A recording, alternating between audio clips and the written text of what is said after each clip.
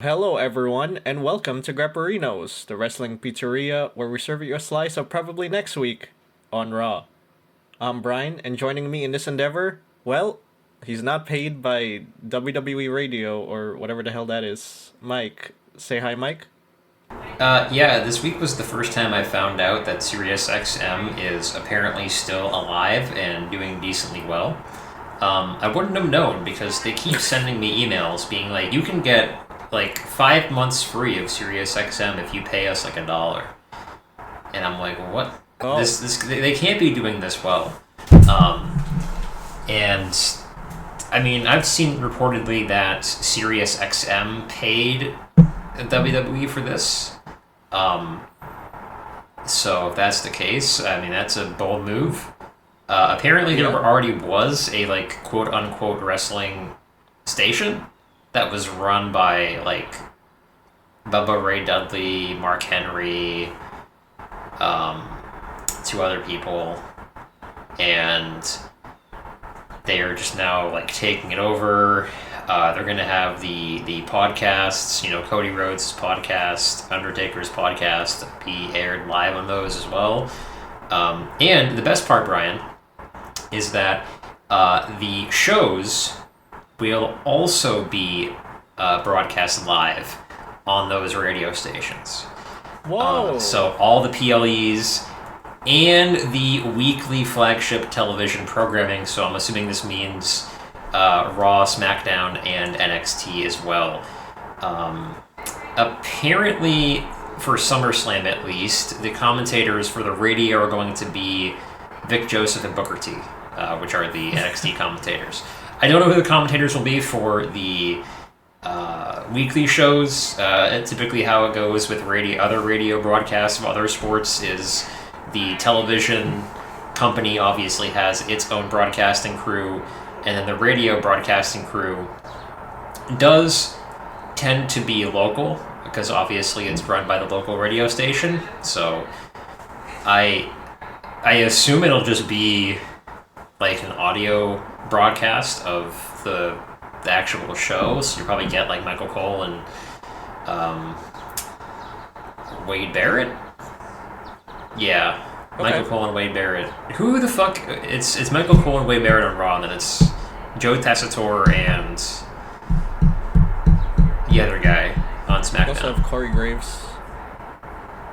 Yeah, it's Joe Tessitore and Corey Graves and Michael Cole, Wade Barrett, right? Yeah. They keep switching around the analysts, and it confuses the fuck out of me. So. Okay.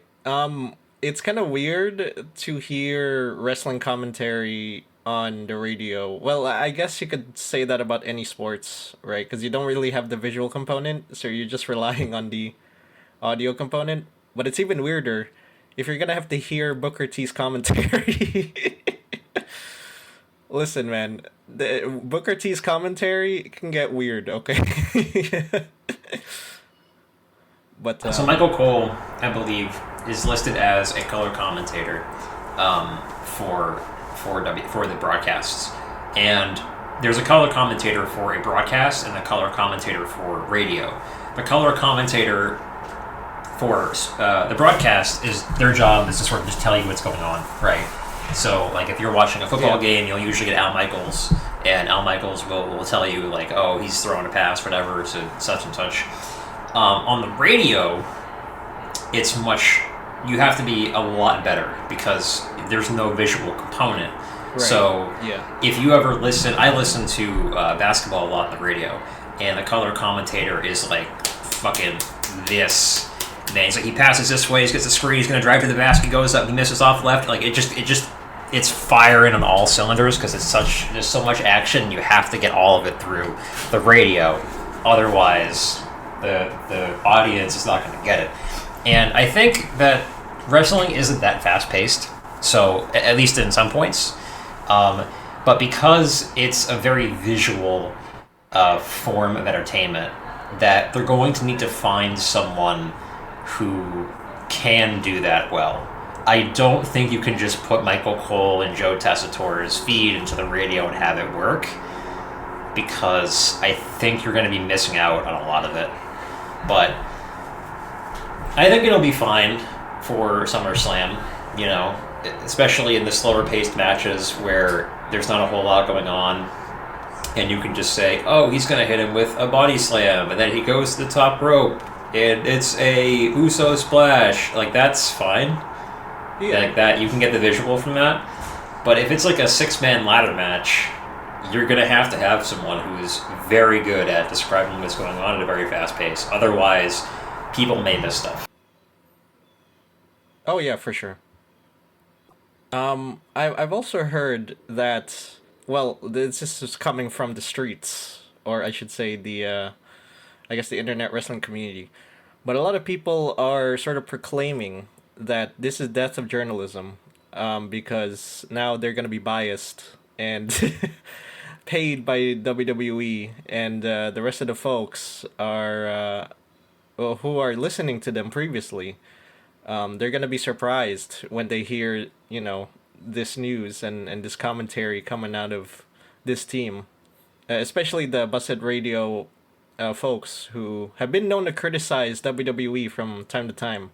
So now that they're part of WWE Radio, that's not really going to happen. So I don't know. Do you think this is good news, or do you think this is like, this is just part of the business and all that?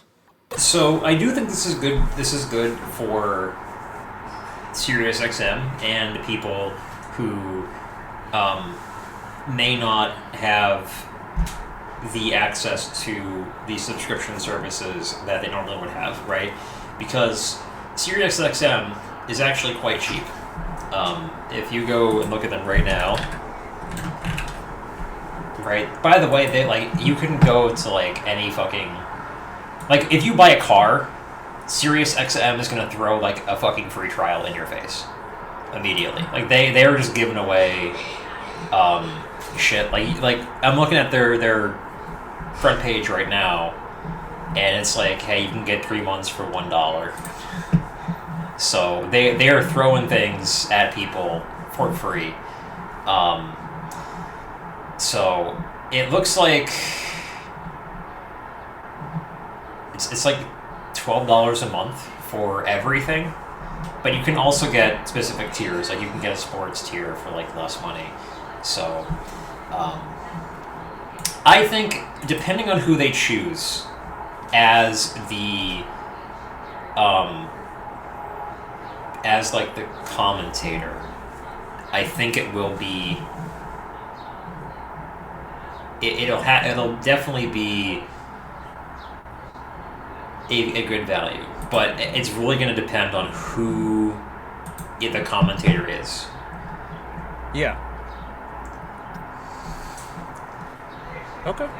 Because sometimes they can add a lot of personality to it. If the commentator is very good, then some people actually prefer the radio commentator to the broadcast commentator. So.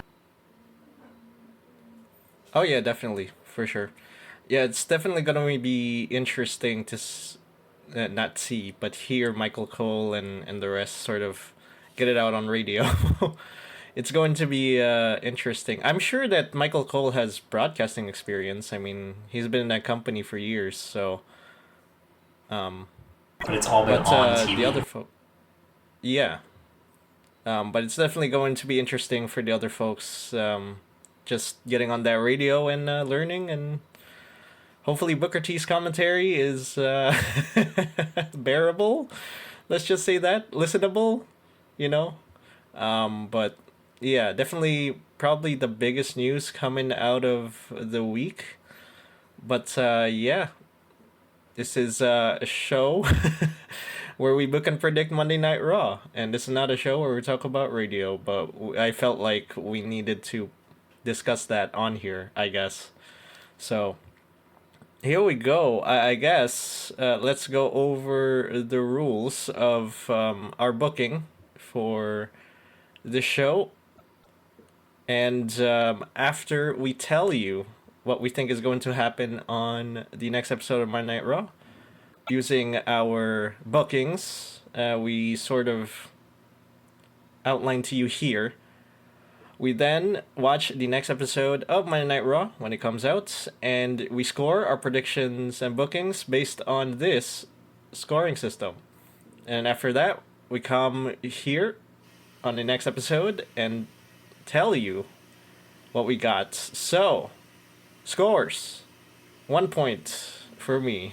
It was pretty bad. Pretty bad. I only got 1 point for the appearance of Seth Rollins and not much else. To be honest, I did not know that show needed a lot of Danhausen and the Judgment Day, but here we are. But yeah, I guess Danhausen and Judgment Day were in a lot of segments. So there you go. What about you, Mike? I had exactly 3 points. I will agree with you that episode of Raw was very random. I mean, I think they started off with like The Vision versus fucking Javon Evans and Dragon Lee. Yeah. Which, albeit entertaining, was very random. I will say that much. And yeah, I got my 3 points from Seth Rollins appearing in a promo, and I also had both of the winners of the 2 booked matches being Jacob Fatu beating, I think it was LA Knight. Yes, because LA Knight is a jobber. Yeah. And Chad Gable beating Rusev and Ethan Page.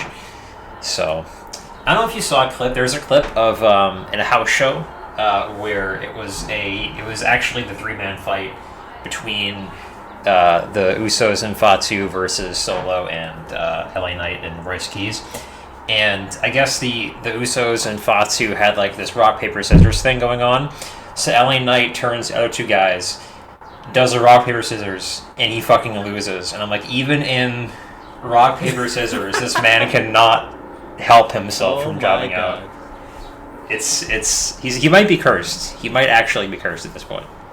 So I mean, what's worse is that he's gonna live it his way, as he said in his promo. So he's not gonna change. He's just gonna keep doing what he's doing, and he's gonna keep losing. Oh well. At least he has Slim Jim. That's all I gotta say about that. Let's go to what is announced. And we do have a lot announced for this episode because it's the Go Home show and they gotta deliver. So, we got Joe Hendry and Danhausen. They have a concert. We also have Alpha Academy versus Division. I think that's non-title, but I could be wrong. There's also the Obafemi and Brock Lesnar face-off. I mean, weigh-in. They're doing a weigh-in for some reason. I don't know why, but there it is. We're also doing Sol Ruca versus Raquel Rodriguez for the Women's Intercontinental Championship. And we have the face-to-face between Roman Reigns and Seth Rollins, even though we've done this already with both of them previous times. So, whatever. Yeah, the Alpha Academy Vision match is non-title. Alright. There you go, non-title. So, without further ado, let's book this thing. Head to my version of the show first, as Joe Hendry and Danhausen head to the ring for a little concert. They play a song, they, roast the Judgment Day, they roast JD's hair or something, I don't know. They get interrupted by the Judgment Day, JD and Dominic. They say some stuff about Joe and Danhausen being comedy meme wrestlers who cannot out-wrestle JD and Dominic because they are actual wrestlers. They get into a brawl, but because of Danhausen's curse, we have Joe Hendry and Danhausen on top. And I'm hoping that Danhausen wins against Dom, I guess, even though it's kind of non-title at SummerSlam, because it's a AAA title. So I think Danhausen will win against Dom. There could be the possibility that this match is for, the curse, meaning if Dominic Mysterio wins against Danhausen, then Liv Morgan and the Judgment Day gets uncursed. That could also be the stipulation, but I don't think that is the stipulation anyway, so I guess in that case, Danhausen wins against Dom. Simple as that. Sol Ruca takes on Raquel Rodriguez for the Women's Intercontinental Championship is up next. I will have Sol Ruca win due to a distraction from Io Sky. After the match, Liv chases after Io and both brawl around the ring while Roxanne helps Raquel by beating up Sol Ruca. There's a miscommunication that happens between Raquel and Roxanne in the ring, which leads to Sol defeating both of them before leaving the ring. So I am sort of stepping? I'm setting up something that's going to happen at SummerSlam. But meanwhile, I will have Liv Morgan be on top of that brawl between her and Io. But I think Io Sky will win that match at SummerSlam. So, pretty simple as well. We'll move on to Alpha Academy versus Division.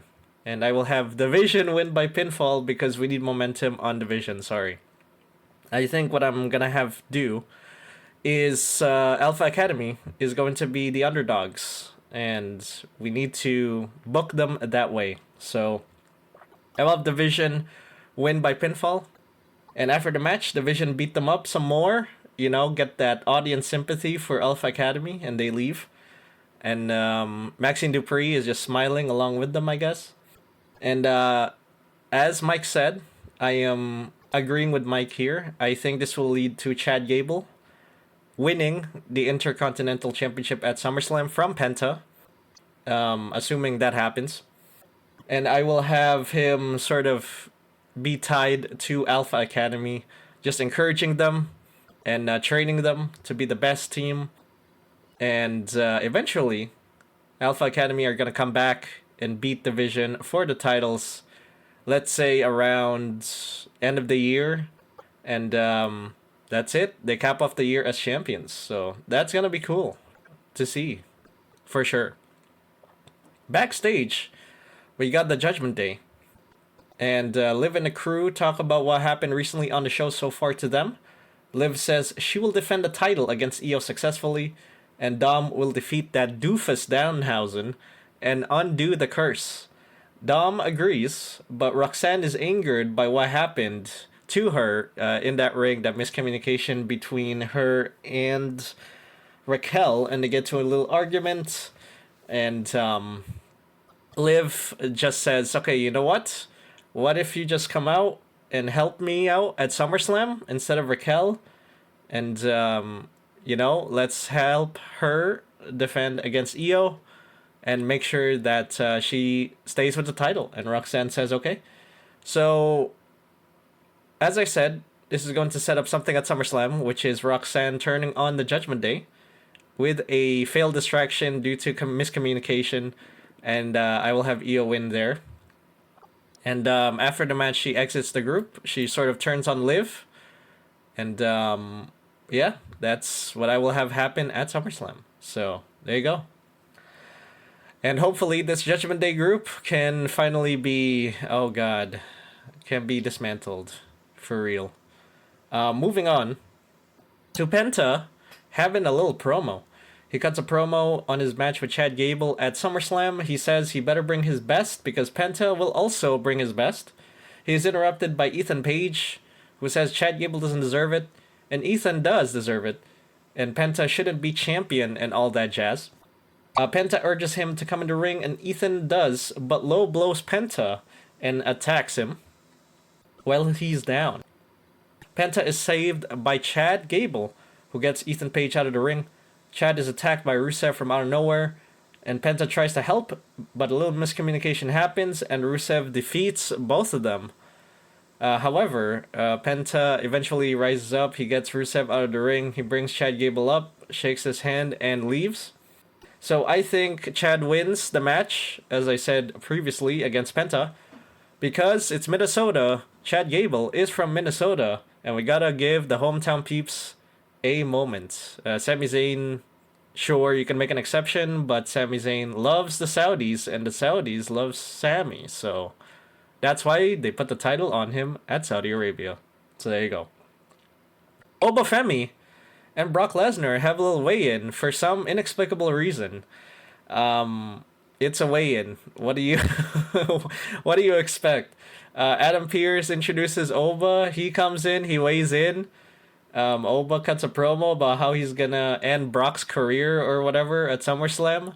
Brock and Paul then come in. Brock weighs in. Paul cuts a promo about how Brock is gonna end Oba Femi's career at SummerSlam. They both have a little face off. Tensions get high. Oba punches him. Both of them brawl, and Brock is on top. I think Oba will win the match against Brock. Why we have a weigh-in, I have no idea. But you could just have them weigh before SummerSlam, privately, and then display their tail of the tape, coming into that match at SummerSlam. But whatever. I think they have no idea how to build up a Hell in a Cell match. So, how about a backstage brawl, guys? Like, come on. Whatever. Next, the Usos taking on Solo Sikoa and Royce Keys. This happens due to what happened last week. And I will have Solo and Royce win by pinfall. After the match, Royce is attacked by Jacob Fatu. Jacob defeats Solo as well. And LA Knight comes down to help Solo and Royce, and all 6 men brawl around the ring. And the heels are on top as the segment ends. So I think LA and the boys will win the match to get some momentum back. But at least this is going to set up your Survivor Series War Games match. So be excited about that. Backstage, we got Bloodline 2002.0. Roman is backstage. He is watching it all unfold, and he is happy that his Bloodline boys are winning that contest, and he feels confident. He is ready to sort of dominate against Seth Rollins here at this point. He is confident, and he prepares himself for the face-off. As a result, he's sort of walking, and we head to that segment then, I guess, as Roman Reigns and Seth Rollins have their 8th face-to-face. Roman comes out. He says some stuff about Seth Rollins, their history, how it all led to this. And Roman needs to vanquish his demons at SummerSlam and defeat Seth Rollins so that he can finally say that he beat Seth Rollins for the title. And he's interrupted by Seth Rollins. He says some things about Roman Reigns. He says that Roman Reigns has gone on too long as champion, both the SmackDown title and the Raw title. He says that he needs to come back to non-part-timers who work a lot, like Seth Rollins. The work is the reward, all that jazz. They both get into a brawl after an argument, and Seth gets Roman out of the ring. Roman gets angry and upset as Seth looks on. There's security coming out to separate both of them, and the show goes off the air because of that. And I will have Roman win the match at SummerSlam because, I don't think Seth Rollins is going to win.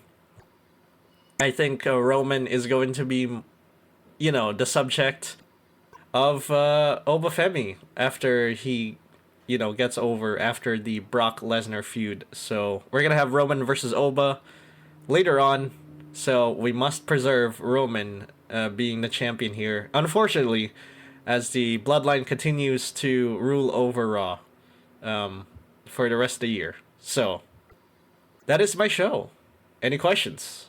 So, where do you think Rusev and Ethan Page end up after this, right?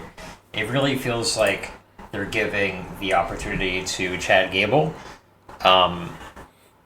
Where do you think Rusev and Ethan Page go after this? Because it felt like before Chad Gable made his return, they were really pushing Rusev as like the next IC champion. But now it feels like it's going to Chad Gable probably. Well, there have been vignettes of Enzo and Cass appearing recently. We had one for Big Cass. I think there's going to be another one for Enzo. So, I think that the next logical step for Rusev and Ethan Page would be to team up against Enzo and Cass. I think Enzo and Cass are going to be coming in as a face. People love them as faces, so why not just have them as faces? They come back to Raw, and their first feud, I would say, is going to be Rusev and Ethan Page. And that's going to be interesting, that's for sure.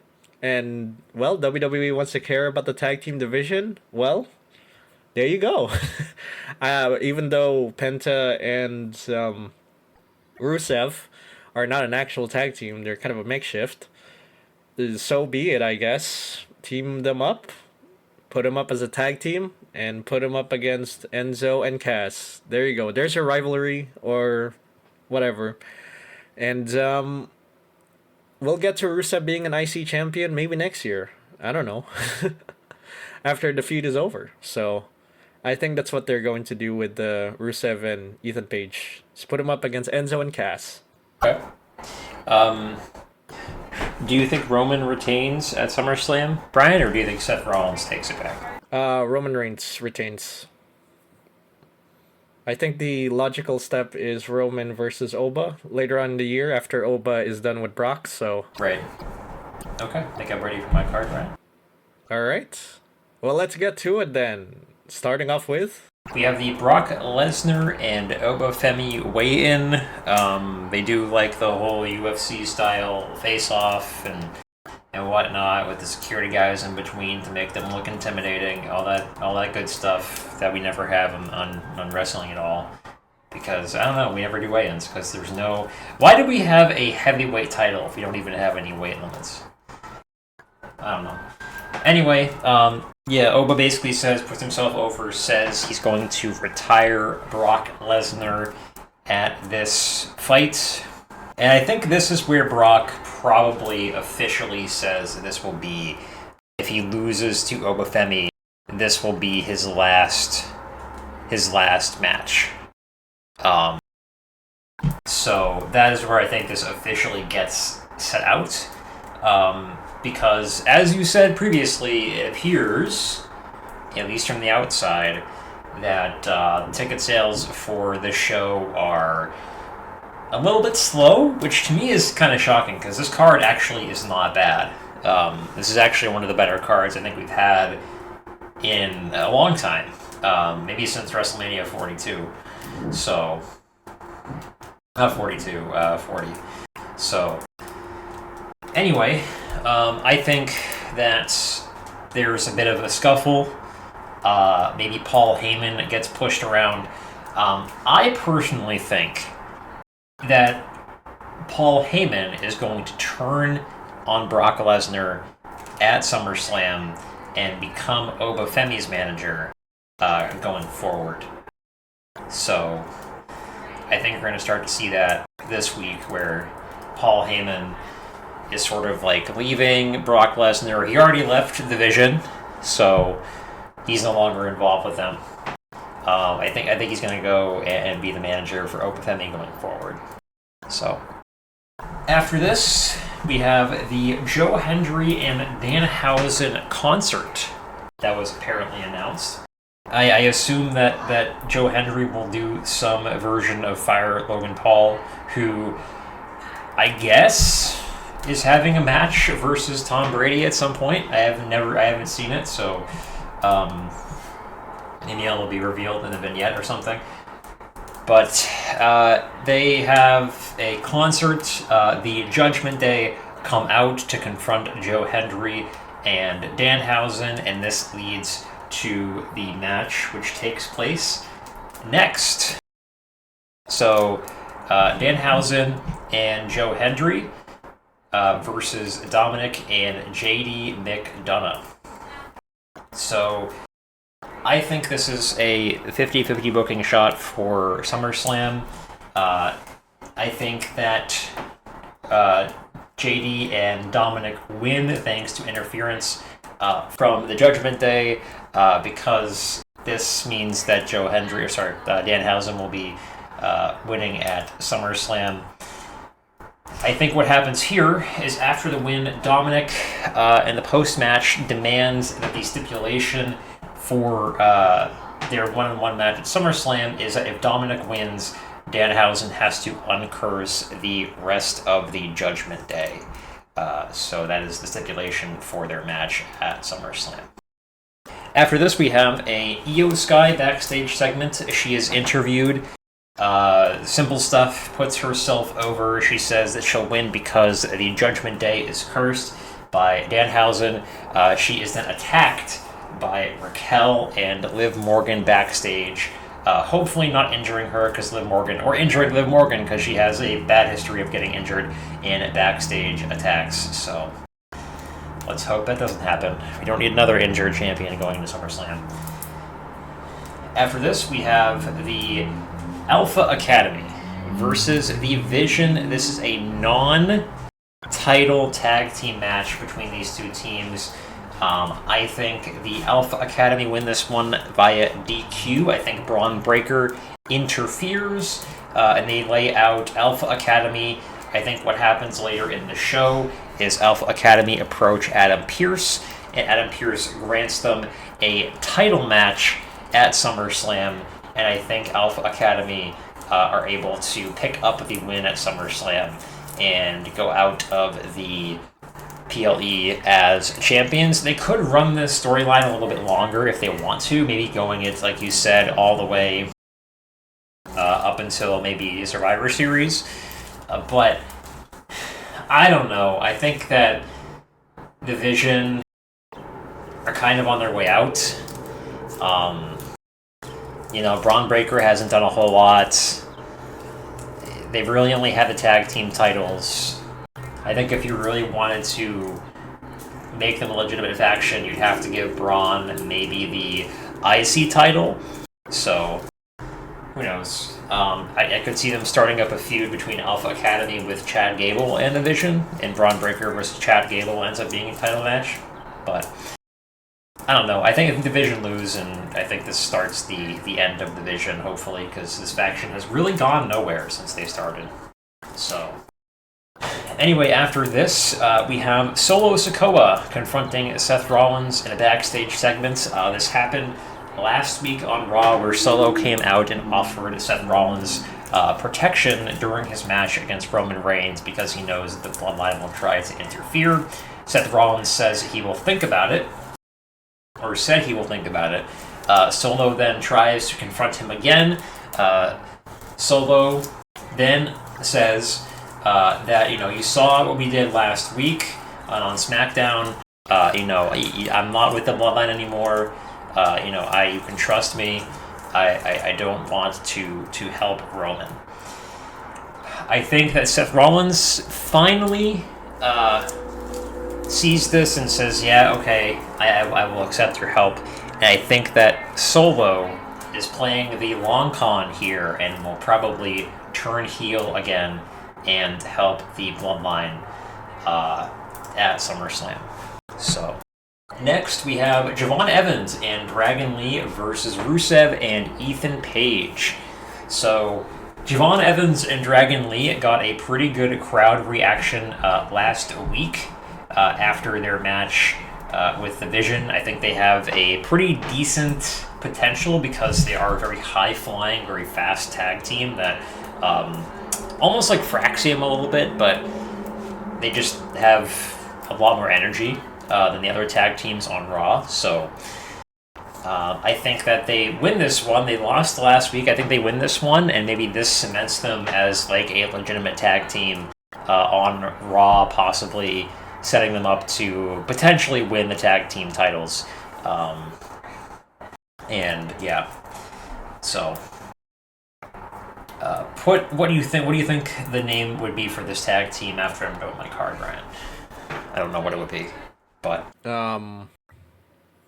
Bouncy Lee. Bouncy Boys. Bouncy Boys. I guess, yeah. I don't know. Bouncy Lee, yeah. Like Bruce Lee, Bouncy. Yeah. Whatever. I think they're the Bouncing Dragons. The Bouncing Dragons. That's not bad. That's like a WCW-esque tag team name, so. Yeah. So next we have another match that was already booked. This is the Women's IC title match. Sol Ruca versus Raquel Rodriguez. I think Sol Ruca wins this one via roll-up. The Judgment Day, being Roxanne and Liv, attempt to interfere, but with Io already being laid out, I think Becky Lynch makes her return as a face and comes out to help Sol Ruca fend off the Judgment Day. And I think this sets up Becky Lynch as probably a contender for this title post SummerSlam, or maybe at SummerSlam in a three-way. That remains to be seen. This is the go-home show, so I think it would be a little bit of a whiplash if they did do this last minute and we're like, it's going to be Sol Ruca versus Becky. What's the build-up? I don't know. Becky came back like 5 days ago. So, okay. I think we're going to have another Sol Ruca versus Raquel Rodriguez match at SummerSlam. I don't care who wins. I don't think it changes who the contender after is. I would like it to be Raquel. I think she deserves a title. And if you're going to turn Becky face, I think it makes the most sense to have her go after Raquel after SummerSlam. So then we have a backstage segment after this match. Raquel Rodriguez complains to Adam Pearce. Like I said before, this sets up a rematch at SummerSlam. Again, I don't know. This could be a three-way. I could see Becky getting involved in this segment and trying to get herself inserted into the match, and Adam Pearce can make it a three-way. That could happen. We don't actually have a whole lot of multi-man matches beyond the Usos versus LA Knight and Friends and the women's interim champion ladder match. There really isn't any others, so I could see it being a three-way match. So then in the main event, because this is a go-home show, it's very promo-heavy. We have Seth Rollins and Roman facing off for the final time before meeting at SummerSlam. Seth goes over stuff about the Shield. Roman keeps telling him this was a decade ago, and Seth Rollins says that he knows that Roman cannot beat him one-on-one. He needs the Bloodline to help him, and he knows that he cannot beat him 1v1. So, again, laying out the possibility for the Bloodline to get involved in this match. And that is my card, Brian. Do you have any questions?